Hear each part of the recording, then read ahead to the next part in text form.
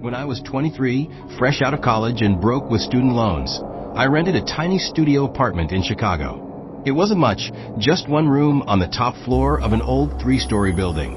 But it was cheap, close to work, and most importantly, it was mine. The place only had one window, and it looked out over a narrow alley.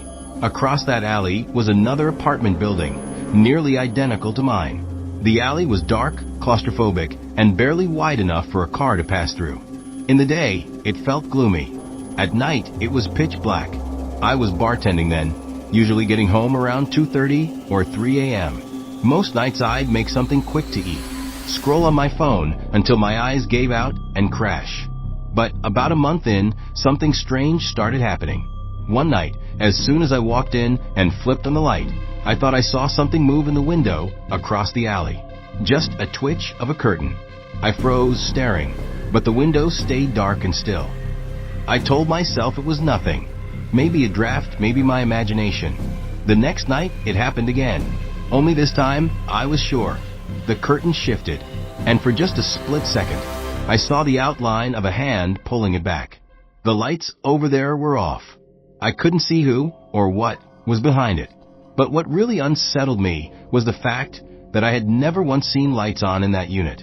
I thought it was empty. From then on, every night when I came home and turned on my lights, the curtain would move. Always within seconds.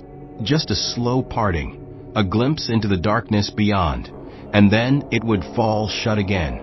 If I left my lights off and sat quietly, nothing happened. But the moment I switched on even the smallest lamp, the curtain across the alley shifted, as if on cue. Someone was watching me. I tried to talk myself down. Maybe someone just liked looking out their window late at night. But the timing was too perfect, too deliberate. When I asked my landlord about it, he swore the unit had been vacant for months. He laughed it off, told me I was being paranoid. I thought about calling the cops, but what would I even say? That someone might be looking at me from a dark apartment? It sounded ridiculous. Then one night, everything escalated. I came home later than usual, closer to 4 a.m., exhausted and half asleep. When I reached my door, I noticed something wedged in the frame. At first, I thought it was a flyer, but when I pulled it out, it was just a crumpled piece of paper with a single word written on it. Hey. My chest went cold. The first thing I thought of was that window. I ran inside, threw my bag down, and went straight to the alley-facing glass. The curtain across the way was drawn. No movement. Nothing. I panicked, called my friend Jamie, and she told me to come stay at her place that night. I packed a bag and left immediately. The next day, I confronted my landlord again, harder this time. I demanded to see the apartment. He looked uncomfortable, but finally agreed, and we went together. The unit was dusty, empty, completely bare, except for one thing. In the back room, directly facing my window, sat a single metal folding chair, positioned perfectly in front of the glass. That was all the proof I needed. Someone had been sitting there in the dark, night after night, just watching. The police came, took prints, but nothing ever came of it. I didn't stick around to find out if they caught anyone.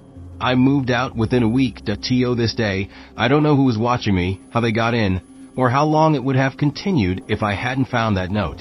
I sometimes wonder if it could have been the landlord, but if it was, he would have removed the chair before showing me the unit.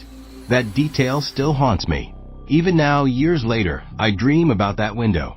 And sometimes in the middle of the night, I wake up with a sickening certainty that somewhere out there, someone is still watching me.